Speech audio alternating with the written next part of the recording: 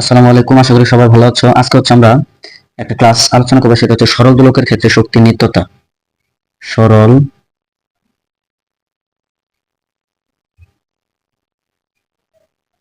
দোলকের ক্ষেত্রে শক্তির নিত্যতা।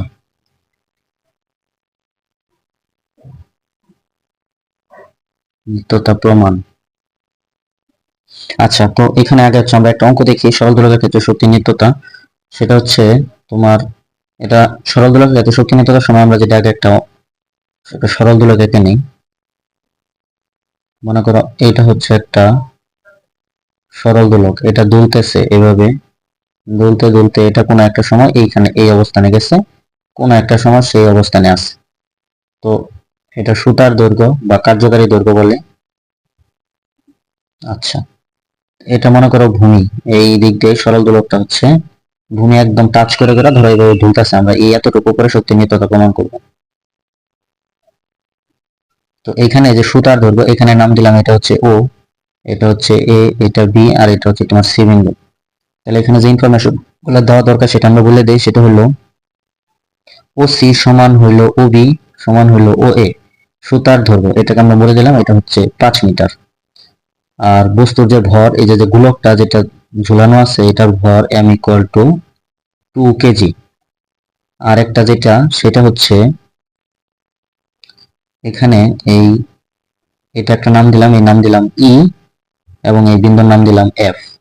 বিই এটার দৈর্ঘ্য হচ্ছে 2, আর এ এফ এটার দৈর্ঘ্য হচ্ছে 3 মিটার। 3 না, এটা 4 দিই। হ্যাঁ, এটা হচ্ছে 4 মিটার। এবার হচ্ছে আমরা কোশ্চেন হইল এ বি সি বিন্দুতে শক্তির নিত্যতা নিত্যতা প্রমাণ করো, বা শক্তির নিত্যতা মেনে চলে। শক্তির নিত্যতা মেনে চলা মানে আসলে এখানে তোমার বিভব শক্তি ও গতি শক্তি দুটো যোগফল কি হবে? সমান হবে। তো এর জন্য আমাদের প্রথমে যে কাজ করতে হবে, সব দূরত্বগুলো আগে বের করে নিতে হবে। তো প্রথমে আমরা লিখবো, দেখো এখানে একটা ত্রিভুজ, তাহলে সুতরাং ত্রিভুজ ত্রিভুজ ও এ এফ হতে পাই। এখানে যদি তুমি পিথাগোরাস ইউজ করো, তাহলে পিথাগোরাস হলো ও এ, অতিভুজ হলো ও এ। তাহলে অতিভুজ স্কয়ার সমান লম্ব স্কয়ার প্লাস ভূমি স্কয়ার। ভূমি হলো এ এফ তার স্কয়ার। হুম, তো এখান থেকে তুমি যদি ও এফ বের করো, তাহলে ও এফ হবে আমাদের কত আসবে? 25, 25 থেকে 4, তাহলে 3। তাহলে আমরা পিথাগোরাস ইউজ করে ও এফ সমান কত পাইলাম? 3। এটা আমাদের কাজে লাগবে। ও এফ কত? 3। হ্যাঁ, এটা আমরা কাজে লাগবে, এটা আমরা রেখে দিলাম। আচ্ছা, এবার দেখো আরো ত্রিভুজ আছে, প্রত্যেকটা ত্রিভুজ থেকে আগে সব দূরত্ব বের করে নিব। এবার ত্রিভুজ ত্রিভুজ ও বি ই হতে পাই। দেখো এই ত্রিভুজের মধ্যে তোমার অতিভুজ হলো ওবি স্কয়ার। তাহলে OB square is equal to লম্ব হলো ও ই, লম্ব স্কয়ার প্লাস ভূমি, ভূমি হচ্ছে বি ই তার স্কয়ার। এখান থেকে যদি আমরা ও ই বের করি, তাহলে আমাদের ও ই আসবে 4.5825 মিটার। এটা হলো ও ই, এটা আমাদের কাজে লাগবে। এটা আমরা ও ই। এবার দেখো তো, যে তুমি তুমি যদি ই এফ বের করো, এইটুকু এইটুকু এইটুকু বের করতে হইলে তোমার এটা হলো ই এফ। ই এফ তুমি যদি বের করো, তাহলে হচ্ছে ও ই থেকে তুমি যদি ও এফ বাদ দাও তাহলে কিন্তু হয়। তাহলে ও ই থেকে তুমি যদি ও এফ বাদ দাও, তাহলে সেক্ষেত্রে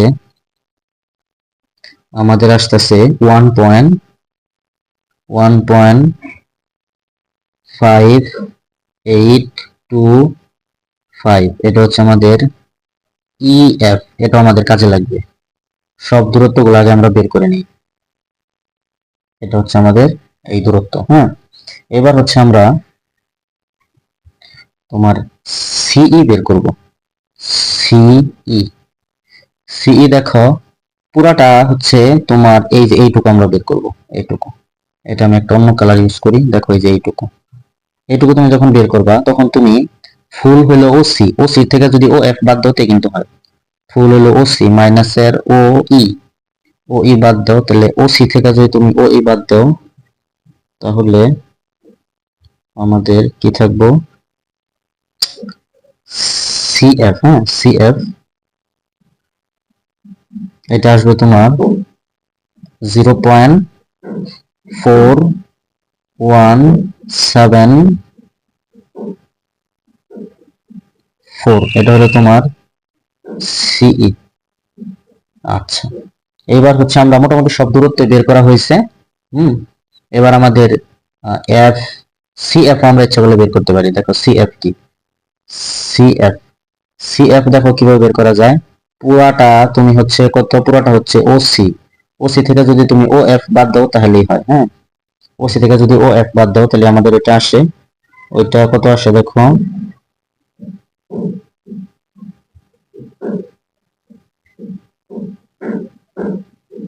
আচ্ছা দেখো ওসি কত, ওসি হচ্ছে 5 মাইনাসের ও এফ, ও এফ কত বের করছিলাম আমরা, ও এফ বের করছি 3। হ্যাঁ, তাহলে আমাদের সিএফ কত আসতেছে, সিএফ আসতেছে 2। এই হলো আমাদের মোটামুটি সব দূরত্ব বের হয়ে গেছে। হ্যাঁ, এবার হচ্ছে এই প্রত্যেকটা দূরত্ব আমাদের কাজে লাগবে।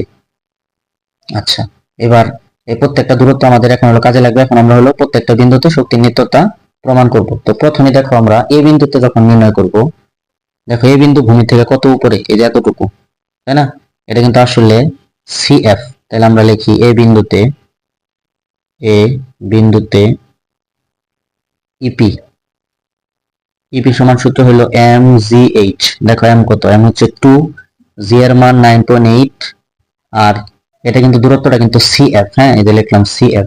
দেখো তো সিএফ এর মান কত, সিএফ এর মান কিন্তু 2 মিটার। হ্যাঁ, তাহলে আমাদের উত্তর আসতেছে কত, 2 ইন্টু 9.8 ইন্টু সিএফ হচ্ছে 2, তাহলে তোমাদের আসতেছে 39.2 জুল। এটা হচ্ছে তোমার সি বিন্দুতে ইপি, আর সি বিন্দুতে ইকে কিন্তু শূন্য, সরি এ বিন্দুতে, এ বিন্দুতে ইকে, ইকে কি, ইকে 0, কারণ সর্বোচ্চ অবস্থান হলো এ বিন্দু। হ্যাঁ, এখানে গতিশক্তি নাই, এখানে শূন্য।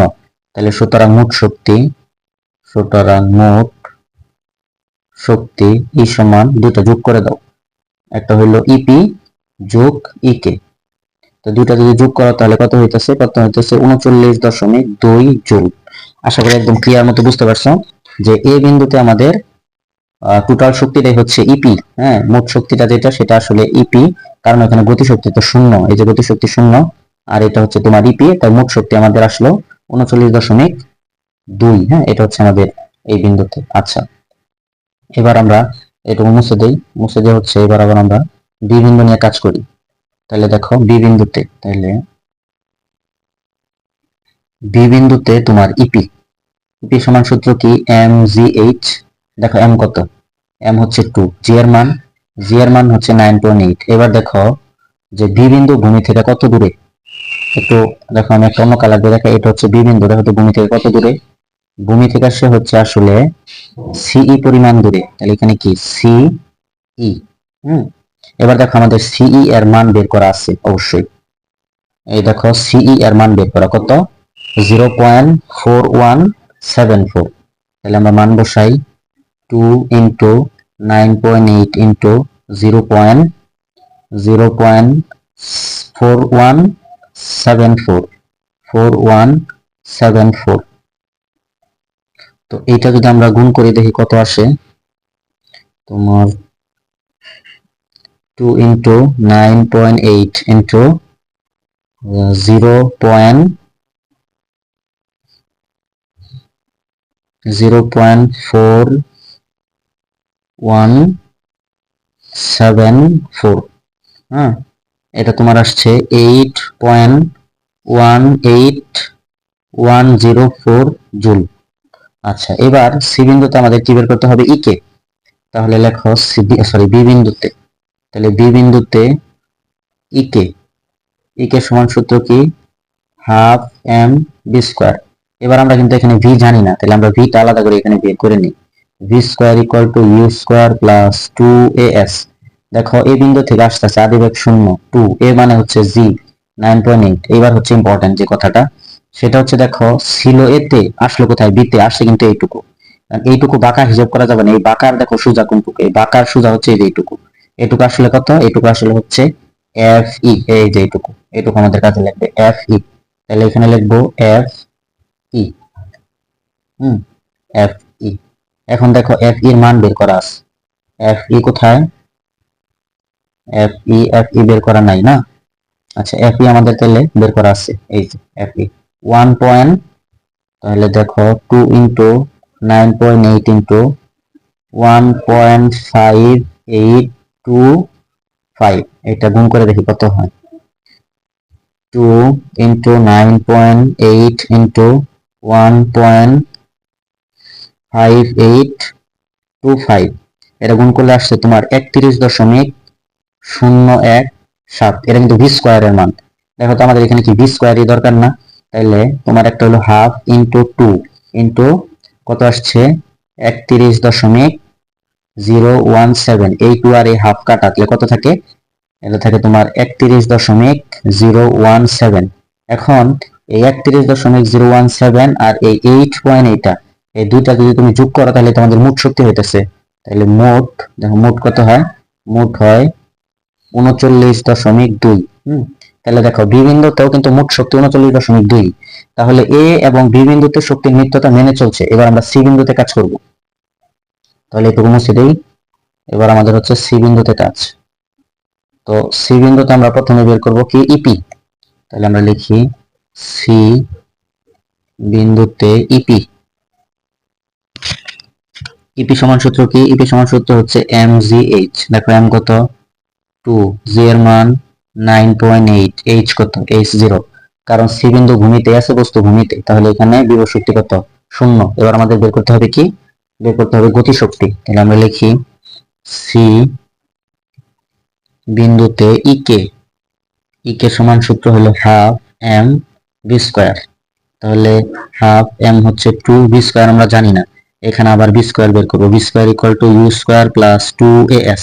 দেখো ইউ শূন্য, এই অবস্থান থেকে আসতেছে 2, এ মানে জি মানে 9.8, এইচ দেখো কত, ভালো করে বুঝো, ছিল এ বিন্দুতে, আসলো কোথায়, আসলো হচ্ছে সি বিন্দুতে, তাহলে সে আসলে যে এই বাঁকাটুকু আসছে, হ্যাঁ এই যে এইটুকু, এখন এইটুকু তো হিসাব করা যাবে না, তাহলে এই বাঁকার সোজা দেখো কোনটুকু, এই বাঁকার সোজা হচ্ছে এই যে এইটুকু, তাহলে এইটুকু আসলে কত, এইটুকু হচ্ছে সিএফ।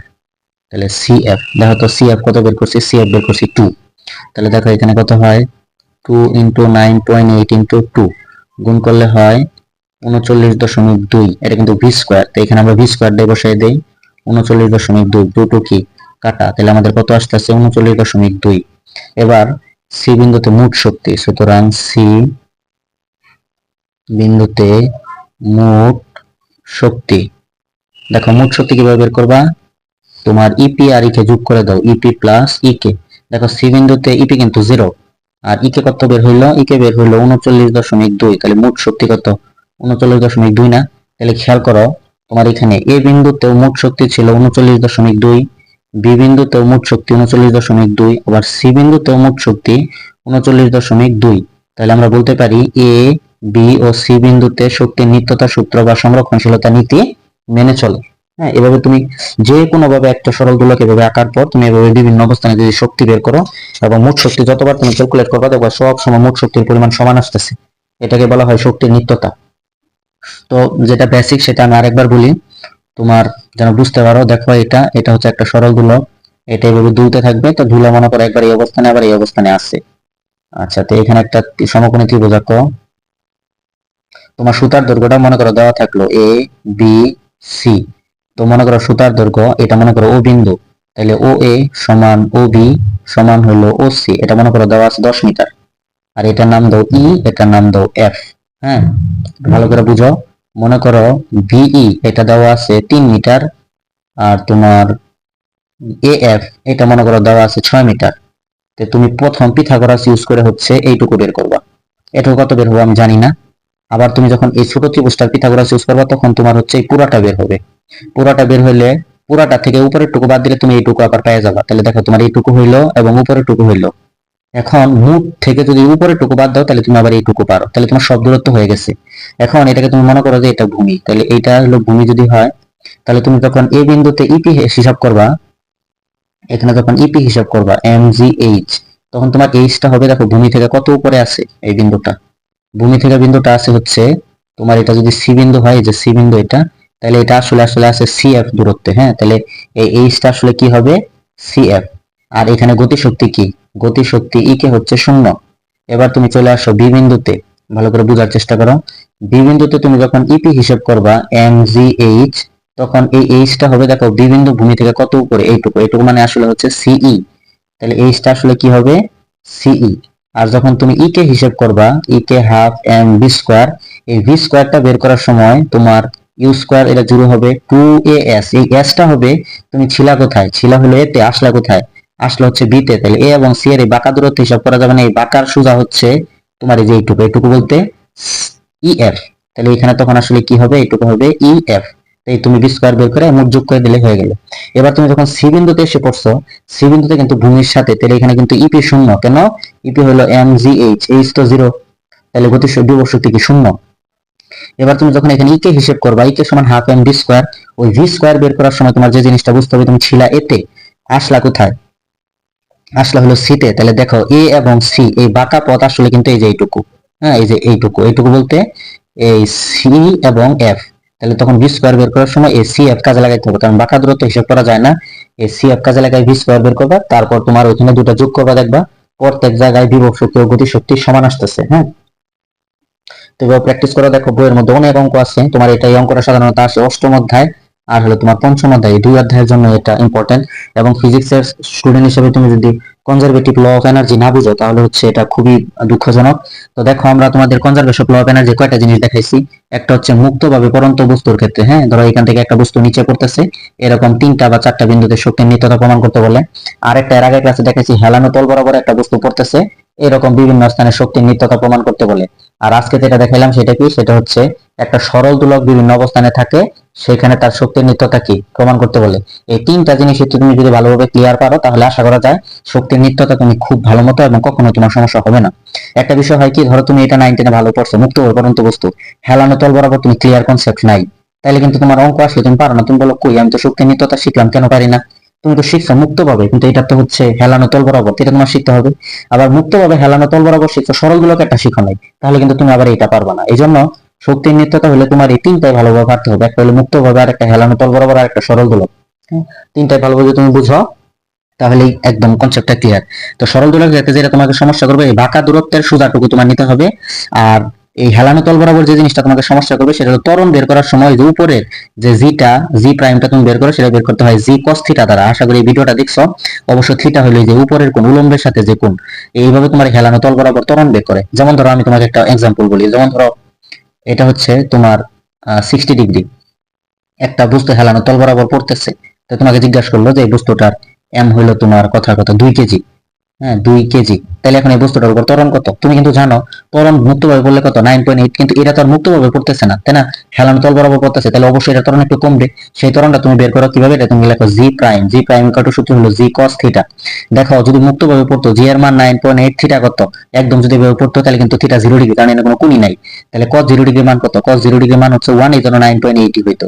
কিন্তু যখন হেলানো তল বরাবর পড়তেছে, তখন অবশ্যই তো কোণ আছে, তখন আর তোমার এখানে 0 ডিগ্রি দিলে হবে না, কত ডিগ্রি দিতে হবে, তোমার দিতে হবে cos 60 ডিগ্রি। তাহলে cos 60 ডিগ্রি লেখো, cos 60 ডিগ্রি মান কত, হাফ, তাহলে তোমার উত্তর হইতেছে 4.9 মিটার পার সেকেন্ড। এখন তুমি যদি এই তলটাকে যত খাড়া করবা, তত দেখো কোণের মান কি কমে আসবে, কোণের মান যত কমে আসবে ত্বরণ তত বাড়তে থাকবো, এবং যখন একদম 0 ডিগ্রিতে পড়বো, তখন কোণের মান, ত্বরণের মান সর্বোচ্চ, এবং সেটাই হচ্ছে 9.8 মিটার পার সেকেন্ড। এবং এটা যত তুমি হেলানো করবা, তোমার যত হেলানো হবে, এই কোণের মান যত বাড়বে, তত কি হবে, অভিকর্ষ ত্বরণ কমতে থাকবে।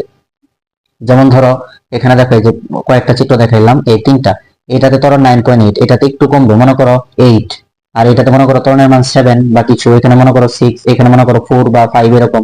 আর তুমি যদি এইদিকে আরো তল হেলানো করো, তাহলে এইদিকে যখন গড়াইয়া পড়বে বস্তু, তখন ত্বরণের মান আরো কমবে। তাহলে দেখো কোণের মান যত এখান থেকে আস্তে আস্তে বাড়তেছে, ত্বরণ কমতেছে, আর এই দিক থেকে যত কোণের মান কমে আসতেছে আস্তে আস্তে, যখন এই যে এই বরাবর 0 ডিগ্রি হয়, তখন কোণের মান সর্বোচ্চ হয়, মানে 9.8 হয়। এই কথাটা বুঝতে পারলেই তুমি হচ্ছে এই হেলানো তল বরাবর সবকিছু করতে পারবা। কাজ ক্ষমতা শক্তির মধ্যে দেখবা যে এটার অনেক অঙ্ক আছে, হেলানো তল বরাবর বস্তু গড়িয়ে পড়ে তোমার কাছে 1 সেকেন্ড পরে কতটুকু আসবে, এরকম অঙ্ক চাই। যেমন ধরো আমি এখানে একটা অঙ্ক দেখাই, মনে করো যে তোমার এখানে কোণের মান হচ্ছে 60 ডিগ্রি, একটা বস্তুর ভর এটা হচ্ছে 2 কেজি, তোমাকে বললো এটা হচ্ছে 3 সেকেন্ডে কতটুকু বা 1 সেকেন্ডে কতটুকু এই দিক দিয়ে এ থেকে আসতেছে, এটা হেলাই হেলা গড়ানো 1 সেকেন্ডে এটা কতটুকু আসবে। তাহলে তোমার সূত্র কি, s equal to UT plus half A T square. দেখো ইউ শূন্য, তাহলে টোটালটা জিরো, হাফ এ, এ কিন্তু এখানে এ না, এখানে কি জি প্রাইম, হ্যাঁ জি প্রাইম, টি এর মান কত মনে করো 1 তার স্কয়ার, এখানে জিও কিন্তু আসলে জি নাই, জিটা তোমার বের করে নিতে হবে। জি প্রাইম হেলানো তল বরাবর যত করতেছে, তাহলে কিভাবে বের করবা, জি cos থিটা, তাহলে দেখো জি এর মান 9.8 cos থিটা, থিটা কত, থিটা হচ্ছে cos 60 ডিগ্রি, তাহলে তোমার এখান থেকে হবে 4.9 মিটার পার সেকেন্ড স্কয়ার। এই মানটা তুমি এখানে বসো, হাফ হাফ জি প্রাইম মানে হলো 4.9 ইনটু 1 সেকেন্ড, তাহলে এখানে হলো 1, তাহলে তখন তোমার 2 পয়েন্ট কত আসবে, ভাগ করে দেখবো 4 পয়েন্ট, আমি ভাগ করি, দেখো কত 4.9 ভাগ 2, তাহলে তোমার আস্তে আস্তে 2.45 মিটার, তাহলে এটা 1 সেকেন্ডে এতটুকু আসবে। দেখো এখানে মেন কাজটা কিন্তু ছিল এই যে জি এর জায়গায়, হ্যাঁ। এখন এটা যদি তোমার খারাপ ভাবে পড়তো একদম সরাসরি, তাহলে এখানে কত হইতো দেখো, তখন কি হইতো, তখন হইতো s equal to UT plus half G T square, এখানে আদিবেগ শূন্য, এটা জিরো, হাফ জি এর মান কিন্তু তখন তোমার একদম 9.8 ইনটু টি এর মান 1, তাহলে তখন হইতো 4.9 মিটার, হ্যাঁ। অথচ এখন আসছে কত, 2.45 মিটার, কারণ হেলানো তল বরাবর বস্তু অত দ্রুত পড়তে পারে না, কারণ ত্বরণ তো কম। তো এই জিনিসটা যদি তুমি না বুঝো, তাহলে তুমি হেলানো তল বরাবর যত অঙ্ক করতে যাও তোমার শুধু সমস্যা হয়, তুমি আর ক্লিয়ার কনসেপ্ট মতো করতে পারো না, হ্যাঁ। তো এটা তোমাকে একদম ভালোভাবে বুঝতে হবে যে উপর থেকে যখন বস্তু হেলানো তল বরাবর পড়বে, তখন আমাদের জি বের করতে হবে তোমার জি cos থিটা দিয়ে, এবং থিটা হচ্ছে উলম্বের সাথে কোণ। এটা তুমি বুঝতে পারলে আশা করি সব তোমার ক্লিয়ার হয়ে যাবে। তো সবাই ভালো থাকো, আজকের ক্লাসে পর্যন্তই, পরবর্তীতে হয়তো আবার কোনো ক্লাসে তোমাদের সাথে দেখা হবে। সে পর্যন্ত সবাই ভালো থাকো, আসসালামু আলাইকুম।